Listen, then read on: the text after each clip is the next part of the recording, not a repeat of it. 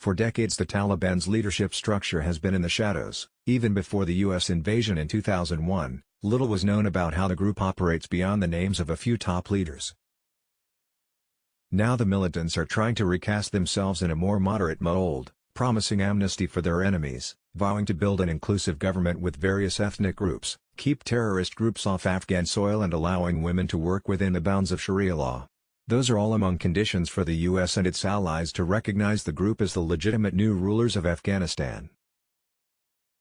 The Taliban's senior leadership includes many Mujahideen fighters who were once trained by the U.S. during the Cold War to battle against the invading Soviet Union forces in the 1980s.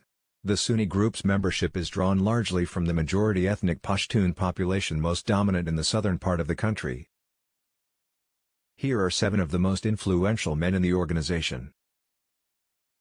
Hibatullah Akhundzada, Supreme Commander of the Taliban. Born in 1961, Akhundzada became the Taliban's third Supreme Commander, the highest rank in the organization, after the U.S. killed his predecessor in a 2016 drone strike. He is more known as a religious leader than a military commander, and maintains a low profile. Akhundzada hasn't been seen in public since he became the Taliban's top leader, and few photos of him are available. His last public statement came in May to mark Eid al-Fitr, a holiday marking the end of Ramadan. Abdul Ghani Baradar, Deputy Leader of the Taliban. The Taliban's deputy leader is the main public face of the Taliban who will likely head the next government. He was closely associated with Osama bin Laden and co-founded the Taliban along with Mullah Muhammad Omar, the one-eyed cleric who was the group's first supreme leader.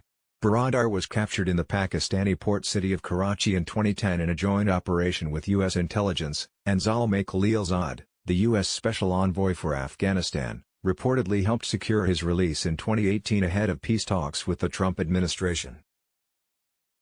Baradar lived in Doha, Qatar, where the Taliban has a political office, until his return on Tuesday to the southern city of Kandahar, the group's birthplace. As the Taliban's diplomatic leader, he signed a peace deal with the Trump administration in February 2020 that laid out the roadmap for the withdrawal of U.S. and NATO forces from Afghanistan. He also met Chinese Foreign Minister Wang Yi earlier this month in Tianjin. Sirajuddin Haqqani, leader of designated terrorist group. The leader of the Haqqani Network, a U.S. designated terrorist organization, became the second deputy Taliban leader after the groups merged around 2016. He is believed to move between Afghanistan and Pakistan, and is said to oversee finances and military assets across the two countries. It's unclear how the U.S. will treat the Haqqani network as part of ongoing negotiations with the Taliban. His brother, also a key Taliban leader, was captured by U.S. forces in Bahrain in 2014 and transferred to Bagram prison before being released in a prisoner exchange 4 years later. Muhammad Yaqub, founder's son. Yaqub is the son of Taliban founder Mullah Omar, and was once considered a contender for the group's top job because of his lineage. Few details are known about him. News reports suggest that he was educated in a seminary in neighboring Pakistan and now lives in Afghanistan. He is believed to supervise the group's military activities along with Sirajuddin Haqqani. Abdul Hakim Haqqani, top negotiator of the Taliban. Believed to be close to Supreme Commander Akhundzada, Haqqani heads the Taliban's negotiating team in charge of the peace talks with the former U.S.-backed government. He also heads a senior council of religious scholars. Sher Mohammad Abbas Stanekzai, key diplomat.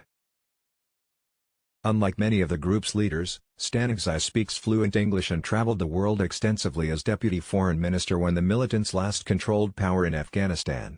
In 1996, he visited Washington on a failed mission to convince the Clinton administration to acknowledge the Taliban's government. He has also led delegations to China to meet government officials, according to a Reuters report. Stanekzai is also Abdul Hakim Haqqani's deputy negotiator on talks with Afghan government officials. Zabihullah Mujahid, the Taliban main spokesman. Mujahid earlier this week addressed the Taliban's first press conference in Kabul, and is likely to play a significant role in conveying the group's message to the international community. During 20 years of war, he communicated with journalists only over the phone or via text messages. The media interaction on August 17 was the first time he was seen in public. The structure and leadership of the Taliban's government remain unclear. At the Taliban's first press conference in Kabul on Tuesday, Spokesperson Zabihullah Mujahid deflected some legal questions and claimed the group is still setting up a formal government. The Taliban took control of Kabul on Sunday, after rapidly sweeping through the country as Afghan security forces capitulated, following the United States' decision to withdraw all military personnel from Afghanistan this year. This takeover has led many Afghans to fear a return to the Taliban's brutal fundamentalist mode of governing Afghanistan from 1996 to 2001, during which girls' schools were closed, most women were barred from working outside their homes and rule breakers faced harsh punishments. Taliban officials have promised amnesty for Afghans who worked for the United States and, in carefully worded terms, offered some rights to women, but many observers are doubtful, and reports have emerged of reprisals against ex-government officials and rollbacks to women's rights in some cities. After nearly 20 years, the Taliban is back in power in Afghanistan. What do you think Taliban's return to power mean for Afghanistan?